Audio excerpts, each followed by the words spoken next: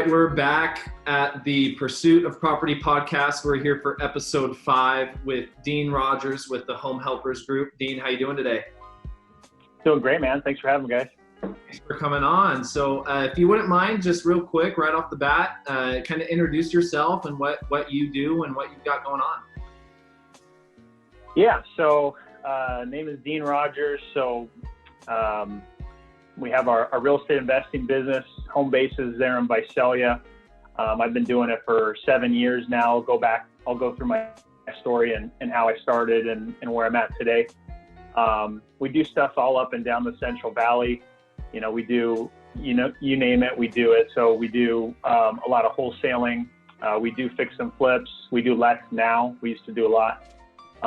And then we buy rentals as well. So we're doing the 3 main basics in real estate investing, and most of it is single family. We have some multifamily here and there too, some commercial, and then we're looking to branch into some other bigger things too. Okay, very cool. So you said you got started 7 years ago. What got you into real estate, or what were you doing before that?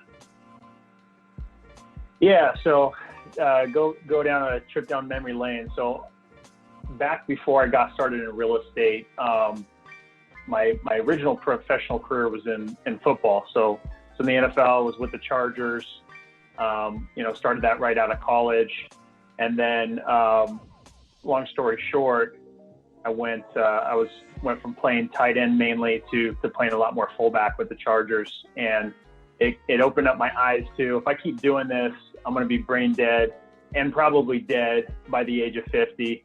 So even though I was playing great, felt great, Norv Turner telling me I'm going to have a long career, all that fun stuff, I knew that, you know what, I should probably, choose a different career path, as hard as that was. So moving on from there, I immediately jumped right into moving to San Francisco and starting in the corporate world, and was working my ass off and working for a great company, all things good. But I quickly realized that as hard as I was working, wasn't going to match what I felt my potential was, just in terms of like experience, in terms of, revenue, all those kind of things. So for me, it was really eye-opening and forced me to look into, another career. And so I did some soul searching. I Googled how to get started in real estate in my 424 square foot apartment in San Francisco that was over $2,000 and $2,000 a month. And I thought to myself, what is it that I'm passionate about? So again, I was already passionate about real estate. I remember staying up late as a teenager, seeing Dean Graziosi on TV infomercials talking about getting started in real estate, and my heart pounding at 1 a.m. in the morning watching those kind of things. So just Googled it, found Sean Terry. I don't know if you know Sean Terry, but I look at him as a mentor in real estate, and he had content, free content, podcasts, just like we're on one right now, where you could just get super detailed, granular information on what he was doing. I mean, he would literally tell you, this is the tool I use. Go search here, type in these buttons, click on this button. And I followed it like going out of style. And within 3 months, I did my first deal. And a little funny side story from that, I did my first deal in Sean Terry's market because I was following it so closely. I was literally doing it in his market virtually. And to make it even more funny, to sell my first deal to assign it to my first cash buyer, I actually contacted Sean Terry's office, got in contact with his acquisition manager, and then Sean called me and we co-wholesaled it and split $12,000. So I was stoked. Proof of concept right there. Did a couple more deals with him, and then went out on my own. So that's how I got started. And then from there, what kind of led me to where I'm at today was doing it on my own for a year, and started doing it then virtually in Visalia, my hometown where I'm from, while living in San Francisco. and was doing all the marketing that Sean was telling me to do. And then I stumbled across my business partner, Louis Mota, as a buyer. And he was buying a couple deals from me. And long story short there, he's like, hey, I like what you're doing. You're good at finding deals. You want to flip houses together? I said, sure. So he's got a ton of experience there. And so we started flipping houses together, scaled that. You know, we're doing 20 houses a month, flipping 20 houses at a time, flipping houses, and we're doing 100 a year and pumping those out. And then just realized we're really good at finding deals. We're okay at flipping. We're not great. We're not terrible, but we're okay. We're better at finding deals. So let's focus on what we're really, really best at, and hunker down there. And so now we're selling good deals to other investors and wholesaling a lot with the occasional flip here and there. Very cool. And then buying rental. Gotcha. So you started, how long were you in corporate America before you made that? I don't know if you used that. Yeah. So it was a year or so of doing that to where then I realized, like, okay, this isn't going to be long-term future for me. I really need to make a change. And that's when I found real estate and just went all in on it. And you mentioned you were already basically doing stuff virtually from the beginning. So with the question I have is, once all this COVID stuff hit, I mean, did you guys see any change in your business at all since you were already doing a lot of stuff virtually? Yeah, good question. Really, no. Like anything, there were some up and down months, and admittedly, we did pause on marketing, not because we were scared or thought the market was going to fall from the sky. We really just had to catch up on leads. We had so many leads that we decided we need to play some catch up. And so, I mean, that did work. We did find some great deals by going back through leads that we were just kind of, falling over. And so there were some slower months in there, but where we're at now, especially when we went, full throttle or even more so on marketing, which is what we've always been doing. The past 3 months have been insane, like amazing results, great deals.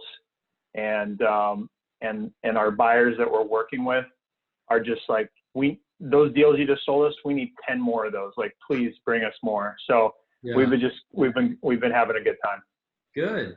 Well, I'm curious. So you got in, you immediately got your first deal in 3 months. What led to that deal? What were you doing that got that?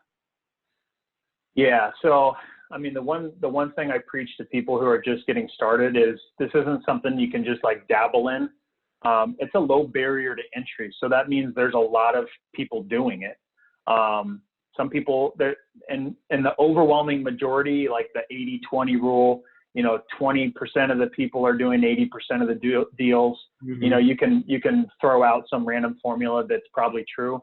I'd say that's true here. There's a lot of people that are just dabbling in the business. Mm-hmm. And so there'll be people that get deals here and there, but the people who are pumping deals out, they're not just dabbling in it. They're going all out. They're treating it as a real business. So what led me to that first deal was, from the moment I heard that podcast for the first time, I fell in love and was obsessed, like, yeah. like unnaturally obsessed, to where I would listen to it any free time I could. And I remember even one night in particular, I woke up at like 2 a.m. because I was dreaming about what I had listened to earlier and was playing it over and over. And I had to listen to it again. So I got out of bed and just like sat against the wall in my tiny 424 square foot apartment while my wife was in bed, and continued watching or listening to it and taking more notes, because I was just like, this is just too good. So I would just say, that's what led me to my first deal, is just going all in and taking immediate action, not just, hey, I'm going to study for 6 months, or I'm going to study for however long. Like, from the first podcast, I would immediately go to wherever it was online that he said, you need to do this. I immediately went there and started learning about what that marketing, method was, and how to approach it, and how to take action on it and start ordering, forms of marketing. So I just took action on it right away. Yeah, I know that's one of the big things, especially when Scott and I first got started. Hearing that from people like you and some of our other mentors and people doing big business was just one, make sure you actually take action. Just don't sit on your butt and expect things to come in. And then the other big thing, and I know Scott will agree and you will agree, is making sure you're focusing your time on the right activities and that you're not just doing, all this dumb busy work and stuff. So what would you classify as income generating activities? The right and purposeful stuff you should be doing in order to get that first deal or jump to the next stage in your business? Yeah, so I'll put it in two perspectives. One, just getting started out, and one when you're cranking out deals. So when you're just getting started, there's so much to just being a business owner and doing things on your own that it can be just so overwhelming at times. And you just get stuck. Like, you just get frustrated. It's like, I have 20 things I have to do at one time just to get this one deal moving forward, or even to like start marketing or start networking. I mean, there's so many different aspects to it. Like marketing, you might feel like you need a business card and like some sort of packet to present to people to show that you're legitimate. You feel like you need to have some deals done or money in your bank account to even show that you're, worth a damn to talk to, like there's a lot of barriers to entry to getting started, which I'm sure you guys can agree with. Yeah. But for me, it's like, if you show a passion and you show that you can add value, even if it's just hustle, like people are going to be attracted to that. Like you two specifically are perfect case in point.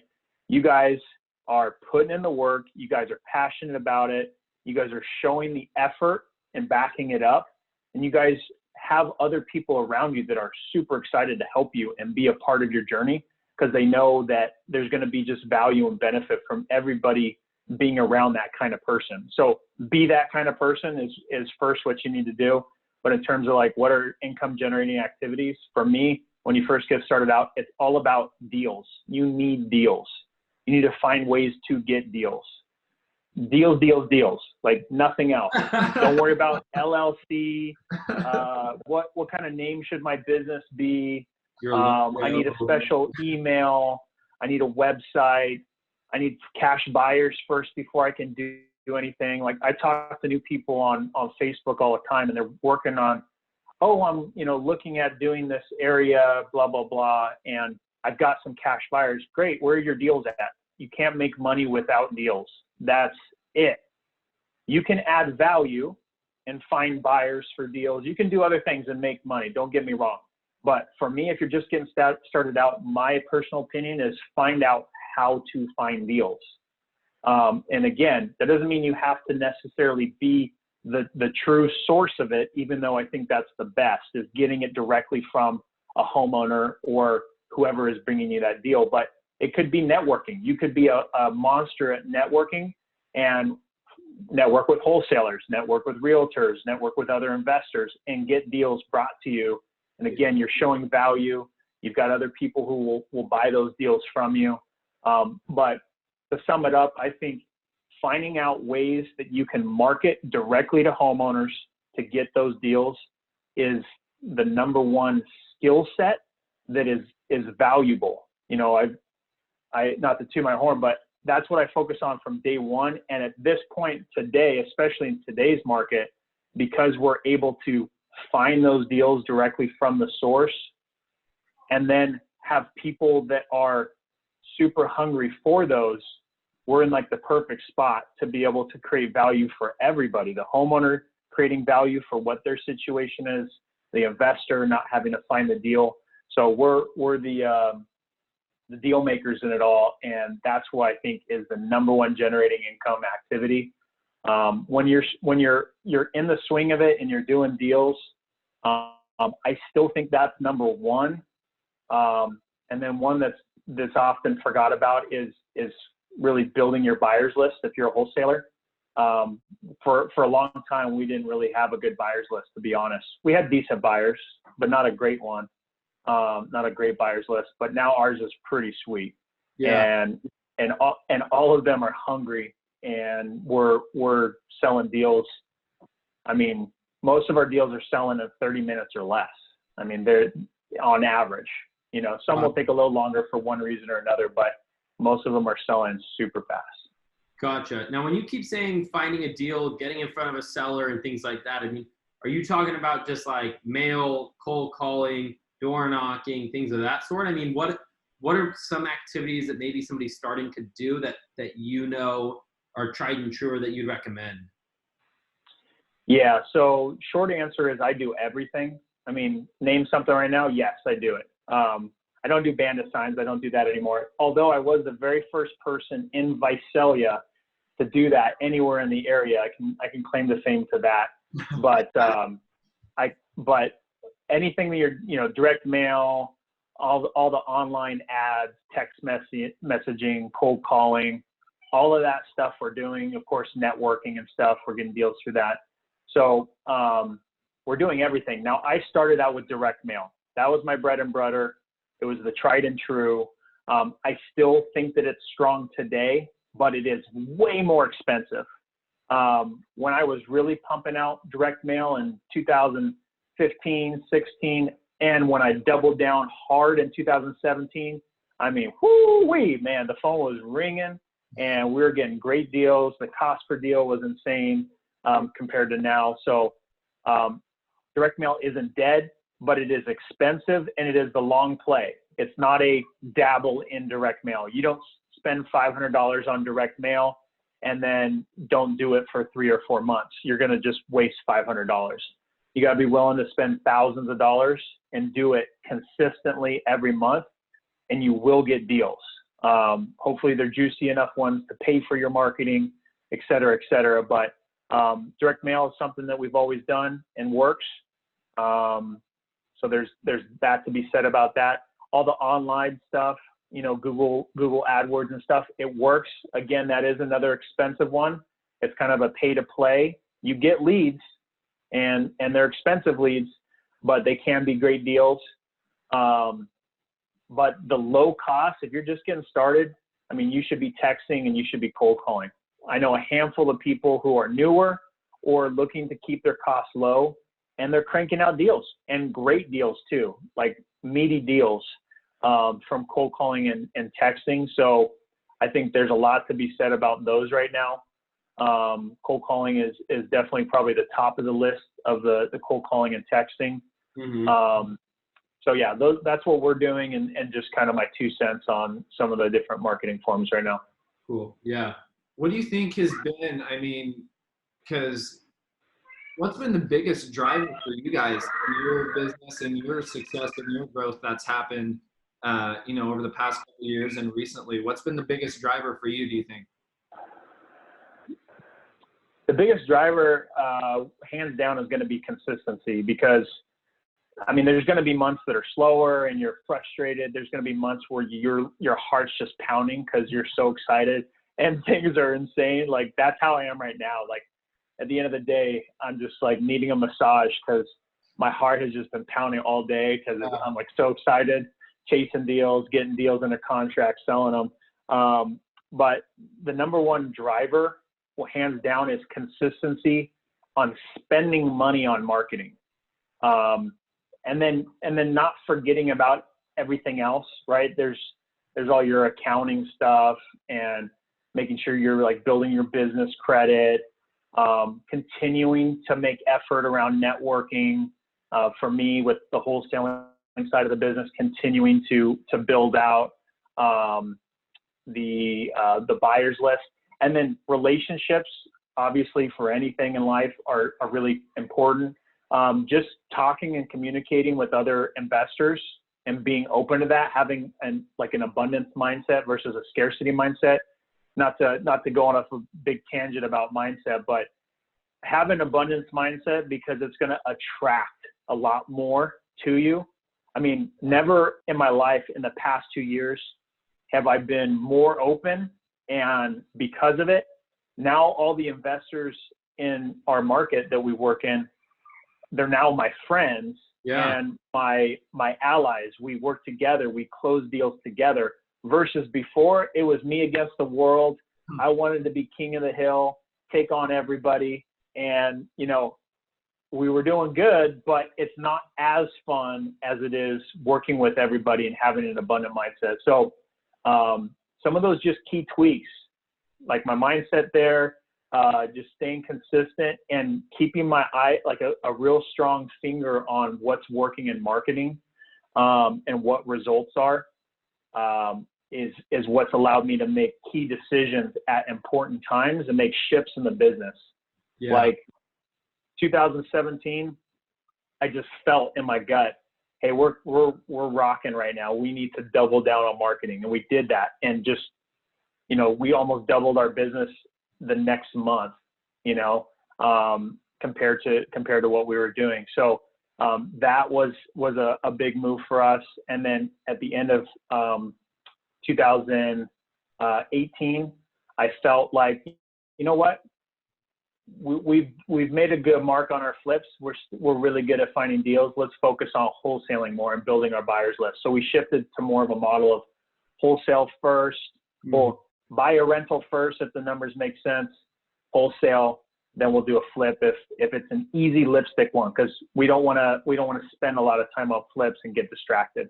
So that was a huge shift for us too. Yeah. Well, you're a smooth talker. You're a good salesman. You make everything sound like fine and dandy and easy. Did you ever go through any times where you weren't consistent, or you had that moment where you hesitated? I know I've been through it. I've shared that story. But I'm curious because it sounds like you've had some good success from the start. Yeah, good question. So far, it's been like a pretty steady increase. Okay. I would say I don't have a story where it's get rich overnight. That's one thing I want to make sure to mention to people is, like, I feel like in most businesses, and at least from my story and my experience, this is definitely not a get rich quick. Even though you can make a lot of money quick, that can happen. You know, we've had, you know, 70, 80K pop deals on a wholesale, and, you know, we get that in a week and we spend $1,000 on marketing type of deals. Those happen. You know, and I've heard of other people getting monster deals. That can happen.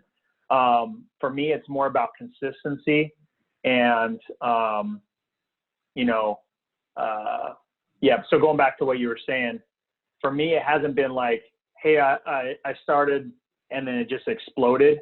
It's just been a real consistent ride for me. And right now we're in a really good spot and feel really good about what we're doing. So yeah, I would say, you know, for everybody, you just got to stick with it and stay consistent. For me, and my mindset has probably been my strongest quality, because I'm real stubborn and just, I'll stick through it till the end, until I'm in the grave.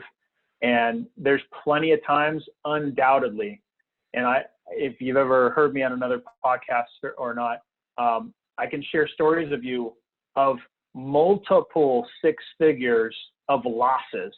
Like in my 7 years, I have lost more money than most people have made in the past 7 years of their life. So that's not to brag. That's to say I have gotten the crap beat out of me. And in most cases, it was just my fault. You know, it was by me not doing more due diligence and not seeing something that was obvious, or maybe I was just too risky. I was too bullish and you know, went after something too hard, which happens if you're trying to be aggressive. I mean, most people, if you're in the flip game, flipping houses, and you're pushing the envelope, trying to do a lot of deals, you're going to have some misses, right? You can't be right on every deal. So I would just say it's a long-term play.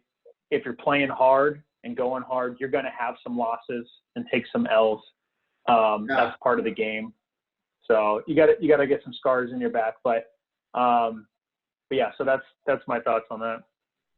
So we've talked a lot about things people should be doing and should be focusing on, right? I mean, you took us through all the stuff you started with and all the stuff that you guys do now in order to keep that line going up. Is there something that stands out to you, either people who are just getting started or even people who may have been in the business for a while, any big mistakes or flaws that they make, which is why their business isn't going like yours? Is there anything that stands out? Yeah. First and foremost, I've said already, is the consistency part. But I would say, besides some of the obvious things I've mentioned, not being organized is something you need to fix, or find a partner who is organized. Like my business partner, forget it. He is not organized. Not a chance. Good luck. Don't hold your breath or you will certainly die. But I'm not perfect, but I'm really good at organization. I really care a lot about the details and the little tiny numbers. Mm-hmm. I'm into all the weeds with our accounting stuff. I taught myself QuickBooks and accounting. I gave myself a crash course on accounting to just build out our books and manage all of our finances. So, be organized. And if you're not good at a particular thing, again, outsource it, find someone else who is, but stay organized on your leads. Like if you're not following up with your leads, you're not taking good notes. Your notes on your leads need to be detailed. You need to take notes of what it is that they ate that day, or, their family members that they are talking about, or, something else that they just did that they cared about. All these little details that you think might not matter, you need to take note of and genuinely care. I think a lot of people are just caring about themselves, especially when they're started. They want to make that big paycheck. They want to pay their bills. They want to be able to buy groceries. So they lose sight of the big picture. When you're running a business, you need to genuinely care about the people you're working with, and find and genuinely exude that to these homeowners or these other wholesalers or these other investors, whoever. Because if someone feels that genuineness coming from you, then they're going to want to do business with you. And I think that's another secret sauce is, I at least feel like I give a concerted effort to genuinely show people when I'm on the phone with them that I care and that they then want to do business with me. And so I think that goes a long way. So be organized, take notes, care about people, and then, to be honest, until last month, I have not had a CRM running my business for the past 7 years. I have had Google Sheets. Oh my gosh. You've been running your entire business off Google Sheets? On Google Sheets, man. My entire business is on Google Sheets, to where I manage and run everything. And just have it color coordinated and just type the notes in right there. But last month, I said enough is enough. I got to have a CRM. So invested in one and building it out. But that's proof. Like you don't need anything fancy. You just have to stay organized. You have to have a system around what you're doing, and be diligent about things. So there's a lot of little nuggets in there, just that if you're forgetful, or if you don't just put an overall good effort around it, you're just going to miss deals that are right in front of you for the taking. Yeah. Yeah. So I know, it sounds like you're still on the phone talking with people. As your business has grown and where you're at today, how is your time kind of structured, especially since now you guys kind of have a team built out? I'm sure you've got people doing, your marketing and doing all this other stuff, but how is your time kind of structured, and what does your day look like? Yeah. So, what I basically do in the business today, we have a team of 4. So we got me, my business partner, we got an acquisition manager, Alon, and then we have an office manager, Sema. And we have it pretty much structured to where everybody is doing currently what they're strongest and best at. We could easily add another person or two. I just haven't pulled the trigger on it yet. But right now, for me specifically in our business, what I'm doing all the dispositions. So selling our properties that we're wholesaling. And then I'm doing all the accounting stuff on the background, making sure our numbers are dialed in. You know, a lot of our bank relationships, whether it's line of credit stuff or, you know, rental properties that we're refinancing and keeping, pretty much working with all the lenders on that stuff. And then besides that, I'm pretty much quarterbacking all of our leads and deals, just because I'm a bit of a control freak. So I like to just like have my hands in it, make sure that we're doing stuff correctly. We're going as hard and fast as we can. Cause I'm, you know, super competitive and I'm super passionate about the business. So I like to just be kicking ass and having fun in it. And then, I manage all of our marketing. So, which is what I've done since the beginning and something I've been good at. So all the marketing that we're doing, any new marketing that we're doing, any marketing changes that we're doing, little tweaks and twists, looking at all the results and the KPIs from the marketing. So I'm into the weeds looking at all that stuff all the time because I feel like you need to have a pulse on it. I feel like the moment that I kind of back off and let someone take over, you know, the marketing stuff, that we'll still do deals, but we'll see it fall off a little bit because right now, I was thinking about it before the call. I feel like where I'm at right now today in just where everything's led to this point, I feel kind of like Neo in the Matrix, where I can see everything coming. I'm like, like, you know, I can see all the code on the wall. Yeah. You know, I know what we need to do for marketing. I know what we can sell a property for, and we're just like firing these deals out, and that's what's been super fun. But with that has come again a ton of repetition, a ton of effort into it, getting the crap beat out of me a bunch of times. Right. So I'm not some all-knowing, like super smart guy. I will never tell you that. I just give a lot of effort into it. And that's where I've been able to find success because I've made plenty of mistakes. I miss opportunities, I'm sure, all the time, but it's just giving a bunch of effort, which has led us to do what we're doing now, you know? Gotcha. So then what's next? Yeah. So next for me, I feel like we need to build a stronger team to continue to support the machine that we built around the wholesaling business. I feel like we can definitely do better on that and add some more key players to that.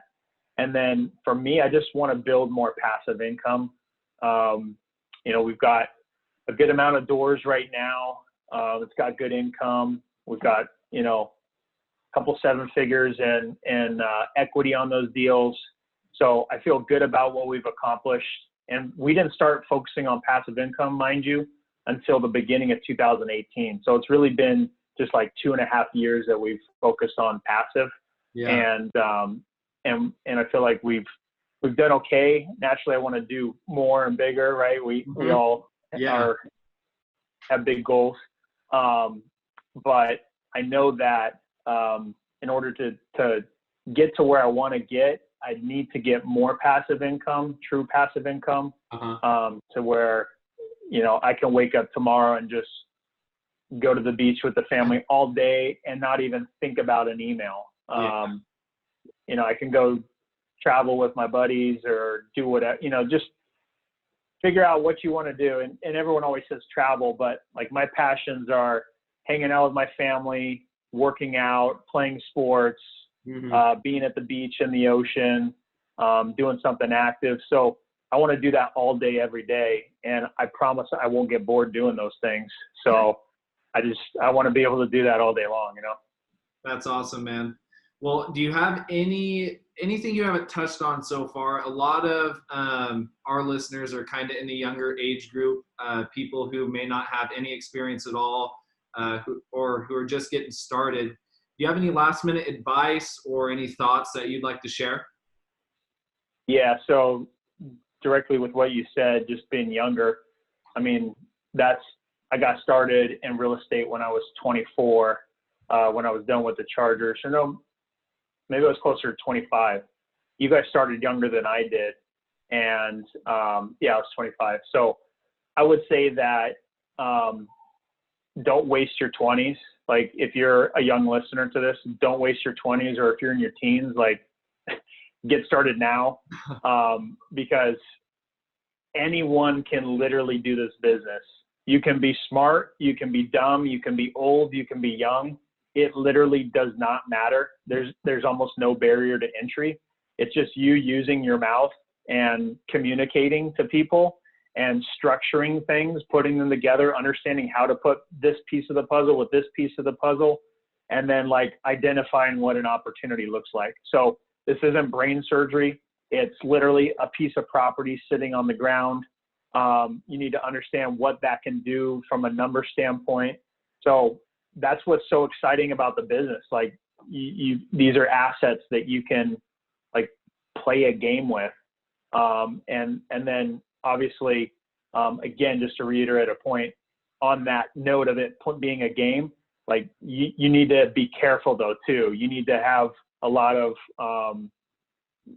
you need to just be thoughtful of the people you're working with, right? It's the thing I was going on about earlier. You're working with people who have real life problems, and you could be the godsend solution to them that's going to make them over the moon, so happy and excited. And, you know, you shouldn't take that for granted. You should be grateful that you can provide that solution for them, and put food on their table, and then be able to provide for yourself and for other people, put food on your table. So, yeah, I would just say, you know, don't waste your time.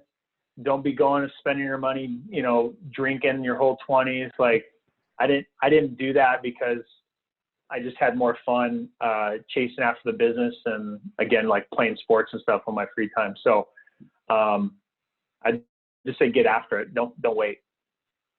Well, perfect, man. We're so grateful that you joined us, and you've made an impact on the Valley. Anybody that's interested in becoming maybe a cash buyer or interested in reaching out to you, what would be a good way for them to get a hold of you? Yeah, thanks. So you can reach me on Instagram. Just go to @HomeHelpersGroup, and you'll just see you got a little hands with a house on it logo. So @HomeHelpersGroup on Instagram, or you could send me an email directly, dean@homehelpersgroup.com. I love working with experienced or brand spanking new people. Going back to what I said, if you can show that you got the hustle and the determination, and if I just spend 10 minutes, 20 minutes, 30 minutes with you and explain everything you need to do and you don't do it, then I'm not going to be excited to talk to you again and like tell you to do more. Like, just you gotta put in, you know, you gotta do your side of it as well. So I work with new people all the time, help them get started, help them, give them direction, even do some coaching if that's something they want to go down. But I'm all about doing deals, and that's where the value is. So happy to help people on anything. Go on appointments with people, even negotiate with the seller if they're scared or unsure how to do that. I'll run comps for you and tell you what this house is worth and what you should offer. Like, I'll do all that work for you if you're bringing that value of here's a qualified lead, or, you know, we're getting to the point to find qualified leads. Or again, like you said, cash buyers, like if you're looking for deals, hit me up. We'll get you on the list. We got deals pumping out. I mean, there's been like five or six that we've sent and done deals on in the past 48 hours. So we're rocking and rolling, sending deals out. So holler at your boy and let's do some business. Awesome. That's awesome, man. Well, again, Scott and I super appreciated you taking some time out of your day. I mean, it's just awesome and inspiring to hear where you're going and where you're at. And I know we're excited to see where you're going. So thanks again. Thank you. Well, I'm more inspired by you guys. I love watching what you guys are doing. See you guys going on flights, picking up 9 properties. I'm like, woo! It put a fire under me. I'm like, damn, I need to go some properties. What am I doing? Well, shoot. Well, you're invited to come with us anytime, and we'll chat after about what we're doing. Cool, man. Awesome. We'll keep doing what you guys are doing, and love all your energy, and appreciate you having me on. Thanks, Dean.